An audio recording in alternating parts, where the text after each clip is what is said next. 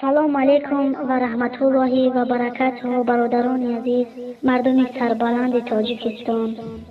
پیش از آنی که من سخن خود را شروع کنم، کسانی که صدای مرا میشنوند تشکری خود را همچون یک مادر، همچون یک خواهر و برادران مبارزم به آن فرزندای حقیقی تاجیکستان که در تمام جهان سر و صداها برآورده دفاع از دین مقدسات خود کرده ایستادند، دفاع از این ملت مظلوم بی سرپناه تاجیک کرده ایستادند. تشکری میگویم و خداوند متعال در هر کجای باشین در امان الله بزرگ باشین و دعاگوی آن هستند که هر چیز زودترک پیروزی و ظفر و نصیب این ملت تاجیک بگرداند که در طول 24 سال است که تحت فشارهای بیرحمانه رهبری دولت و این حکومت خودکامه قرار دارند. البته همه ما میدونیم که در داخل وطن یگان نفر صدای برآورده نمیتوند. همه راهها ممنوع هستند برای مخالفین. من شخصا این پرتل آزاد را دیدم و خواستم صدا برآورده دفاع از این رویمال روی سری خود کنم. البته هر انسان را یک چیز مجبور می سازد که صدا می برآورد. من را هم امروز آن گفته های این رهبر بی‌عدل که نسبت مقدسات ما کرده ایستاده است مرا وادار ساخت و مجبور ساخت که من صدای خود را برآورم. با این همه سختی های زندگی، با این همه رنج ها، با این همه زنده جدایی ها طول 12 ساله که رهبری دولت را امام علی رحمان به عهده دارد، ملت تاجیک در بدر شده است و در یک سطح خیلی پست عمر به سر برده ایستاده ایم. حتی چی بودن برق را فراموش کرده ایم. این همه سختی های زندگی، این همه رنج ها که مادر از فرزند دور، زن از شوهر نازنینش دور، فرزند از مهر پدر دور که روزها را شبها را با آب چشم میگذرانند و چشم به چار فرزندای خود هستند. این همه سختی های زندگی را پشت سر کرده صدای نبرآورده است این ملت. اما این دفعه کلاً چیزی دیگر است که شما تحقیر به مقدسات ما کرده ایستاده اید و بازم لاف ملت دوستی و وطن دوستی میزنید. از کدام ملت و وطن دفاع میکنید که امروز فرزندهای آن وطنه که شما لاف وطن دوستی میزنید خار شده ایستادند؟ دفاع از یک شهروند تاجیک قدرت این را ندارید که از یک شهروند خود دفاع کنید و سخن کنید و حرف زنید که امروز فرزند آن وطن در غریب کشته می شود. کی کش، در کجا کش، صدای نمی برارید، حرفی نمی زنید، باز خود را وطن دوست، لاف وطن دوستی می زنید. انشاءالله من باوری دارم و یقینا میگویم این سخن را بدون یگان شک. مردمی که این مبارزانی که این جوانانی که قوای بزرگ در جوانها هستند از جهان که سر و صداها برآورده ایستادند تا تو را رهبری دولتی بی‌عدل، تا تو را امام علی رحمان سرنگون نسازند، ذره خاموش نمیشینند. یک قطره خونی که در بدن دارند، من این را با باوری میگویم که یک قطره خونی که در بدن دارند و داریم از این راه پس نخواهیم گشت، چی زن باشد چی مرد. آن همه سختی های زندگی را طاقت کرده صدا نبرآورده ما پشت سر کردیم، اما این دفعه دیگر خاموش نمیشینیم. باید این را شما دانید که صبر هم از خود اندازه دارد.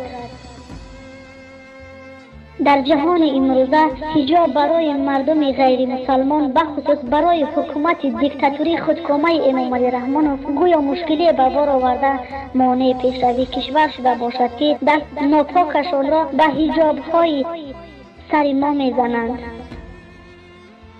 ما حجاب را چون لباس ملی مسلمانی خود چون شرف اعتراف کرده انتخاب داریم و به سر میپرتاییم. حکومت رحمان خواه قبول کند خواه نه، ما زنهای مسلمان تاجیک این حجاب را به خود لباس انسانی قبول کرده ایم و به سر میپرتاییم و قدرش را میدانیم.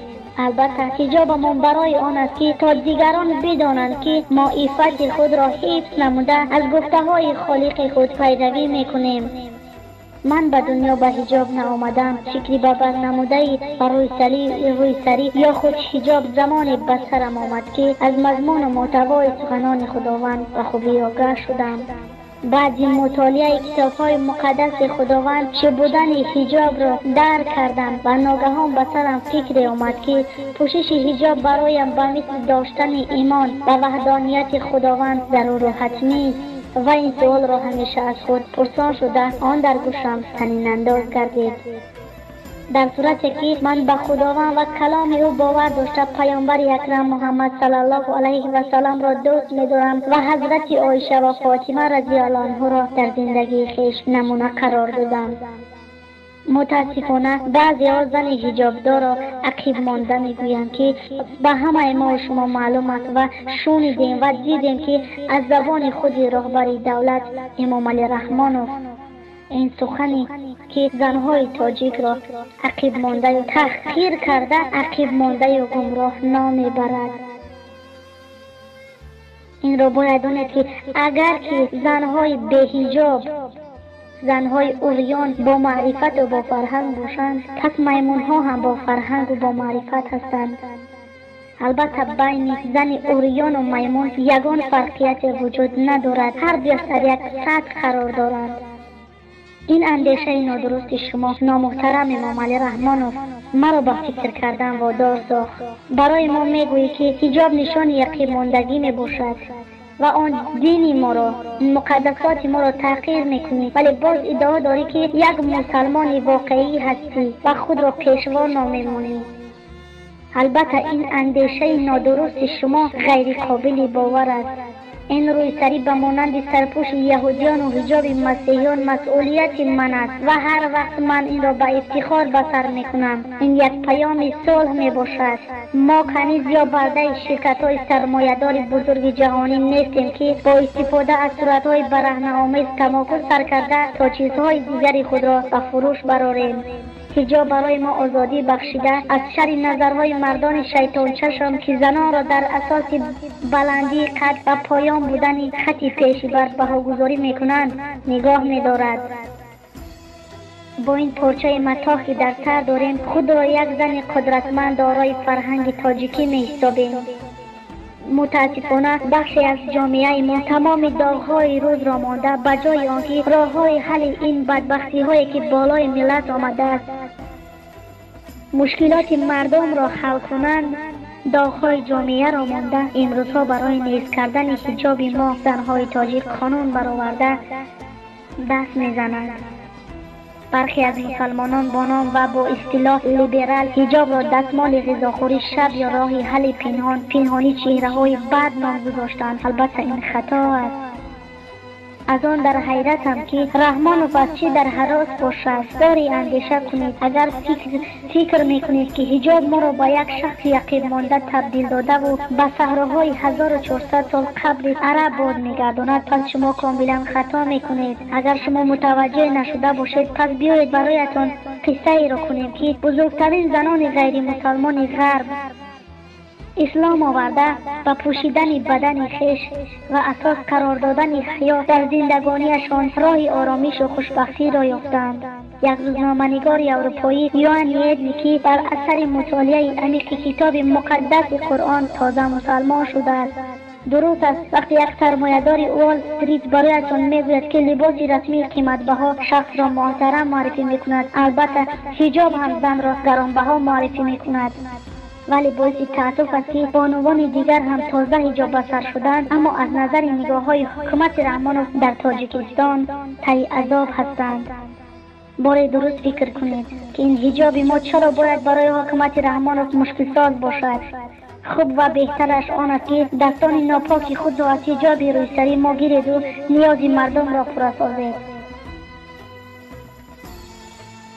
البته از بین بردن روی سری ما حجاب ما شکم مردم سیر نمی شود. شما یقینا می دانید که این ملت در بدر، این ملتی که امروز مظلوم است به جای کار و معاش خود احتیاج دارد. اما رحمان نمی خواهد که ملت تاجیک سربلند باشد. یقینا دان این را که این سیاست نادرست است، شکست خود و اولاد خود کامد می شود و انشاءالله با رازیگی الله و با واسطه این جوانانی که امروزها سر و صداها برآورده ایستادند سبب از بین رفتن این تخت و تاجت می گردد و تو از بین خواهی رفت. السلام علیکم و رحمت الله و برکاته.